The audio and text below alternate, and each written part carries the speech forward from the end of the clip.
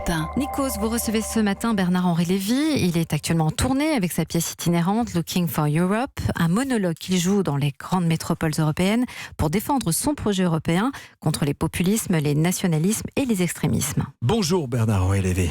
Bonjour. Avant de s'arrêter sur votre pièce, un mot d'actualité. Notre-Dame qui brûle, l'élan de générosité mondiale pour la reconstruire. Et d'un autre côté, demain, samedi, on annonce encore à Paris une forte mobilisation des Gilets jaunes, avec sans doute des casseurs venus de toute l'Europe. Solidarité d'un côté, contestation de l'autre.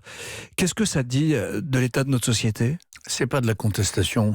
Je le dis depuis le premier jour, c'est de la haine de la démocratie. C'est pas ça la contestation. Alors c'est quoi si c'est pas ? C'est quoi ? Comment on peut le nommer ? C'est un mouvement politique qui dit de samedi en samedi sa détestation de la République. Voilà, à travers 1000 canaux, la haine des policiers, la profanation de l'Arc de Triomphe, les engins de chantier contre les ministères, et ainsi de suite. Le président de la République, dans son intervention au lendemain de l'incendie de Notre-Dame de Paris, a parlé de la France comme un peuple de bâtisseurs. Est-ce qu'on est encore un peuple de bâtisseurs quand on est un peuple en colère ? Les Gilets jaunes, c'est pas le peuple. C'est qui ? C'est une minuscule fraction du peuple qui se prétend le peuple. Voilà. Le peuple, je crois qu'il est davantage dans l'élan de solidarité, de générosité et de communion qui s'est manifesté après l'incendie de Notre-Dame. Là, en effet, on a vu se constituer un être qui ressemble au peuple selon Michelet, selon Victor Hugo, selon la Résistance, selon les grandes heures de l'histoire de France. C'est ce peuple-là qui s'est manifesté dans ces derniers jours que nous venons de vivre. Là est le peuple. Vous montez sur scène pour parler de l'Europe dans un spectacle, parce que c'est un spectacle, même si vous n'arrivez pas en tant qu'acteur, intitulé « Looking for Europe ». Vous évoquez la crise en France, vous dénoncez ces Français qui se prosternent devant les Gilets jaunes. Montez sur scène aujourd'hui, dans ce contexte à la fois social et historique concernant l'Europe, c'est un acte politique ? Bien sûr, c'est un acte politique à ma manière à moi, c'est un acte éthique, c'est un acte, je porte à travers toute l'Europe une parole qui est une parole française et qui est une parole qui parle de la crise de civilisation que nous traversons. C'est ça mon sujet. La crise de la civilisation européenne, c'est aussi une crise identitaire, ça veut dire que la France est en danger et qu'elle fait partie de ce chemin ? Moi, mon analyse dans Looking for Europe, c'est qu'il y a l'origine de la crise que nous vivons, il y en a deux. Première origine, c'est la première fois dans l'humanité judéo-chrétienne que nous vivons un temps sans espérance.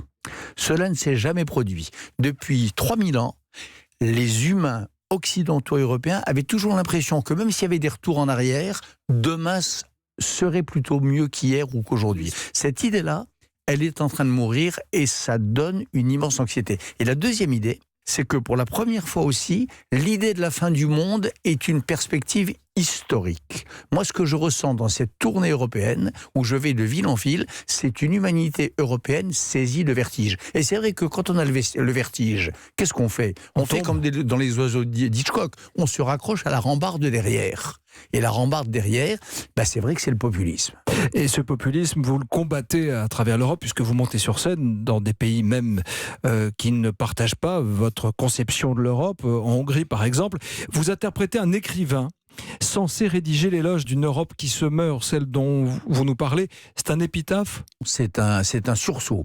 L'Europe, on n'a pas su, nos générations, on n'a pas su la chérir, on n'a pas su la nourrir, on n'a pas su s'en occuper. On a cru qu'elle marchait toute seule, on a cru qu'elle allait toute seule vers son destin. Non. Il faut s'en occuper, il faut la porter. C'est ça que je dis, c'est pas une épitaphe, c'est l'inverse. Et moi, quand j'écoute les populistes, quand j'écoute les Le Pen, les Salvini, ils me font peur. Je voyais Orban, le leader hongrois, il y a 4 jours. Pourquoi il accepte de vous rencontrer alors que vous ne partagez pas les mêmes valeurs ? Parce que je crois qu'Orban, comme les autres, c'est des gens qui ont peur. Les dictateurs ont toujours peur. Orban, il a peur de 2 choses. Il a peur du Vatican et il a peur de la droite européenne. Dans cette conversation, il me parlait de Laurent Wauquiez. Il a peur de Wauquiez. C'est comme ça. Orban a peur du patron des Républicains. Oui. Wauquiez, pourquoi il lui fait peur ? Pourquoi ? Parce qu'il a peur d'être exclu du PPE, de ce groupe de parlementaires européens. Il a peur de se aux élections. Oui, après les élections, il a peur de se retrouver sur le banc de touche.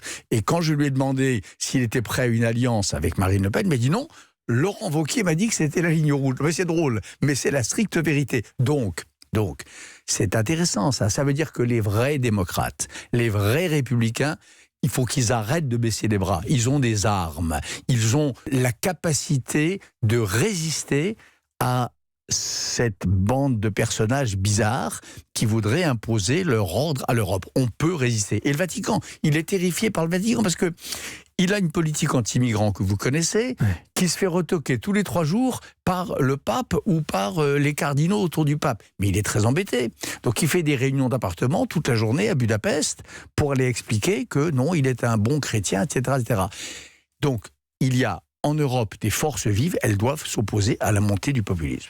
Les élections européennes qui arrivent peuvent sauver l'Europe ou la voir se désintégrer ? Eh ben les deux, mon général. Les deux peuvent se passer et c'est pour ça que moi je me suis mis en mouvement. Et ce que je dis dans ce texte, c'est que on a le choix. On est à la croisée des chemins. L'histoire, elle n'est jamais écrite. L'histoire, c'est ceux qui en sont les témoins, qui en sont les acteurs. Ceux qui nous écoutent, par leur prise de conscience ou pas, ils peuvent changer l'histoire. On est tous un grain de sable. Nous sommes tous des grains de sable qui peuvent gripper la machine des Steve Bannon, des Marine Le Pen ou des Viktor Orban. Pour sauver l'Europe, vous réclamez, Bernard-Henri Lévy, l'élection d'un président ou d'une présidente. Pourquoi ce serait la solution ? Parce que ce serait une incarnation. Parce qu'il n'y a pas d'objet politique.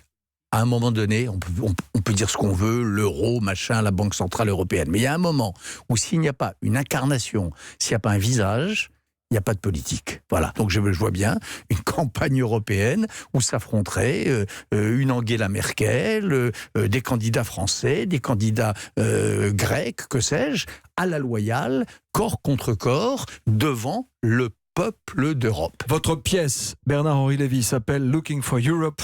Vous êtes en tournée un peu partout dans les capitales du vieux continent et vous serez à Paris face au public français les 20 et 21 mai au Théâtre Antoine. Merci d'avoir été notre invité ce matin. Merci. Dans la matinale d'Europe 1.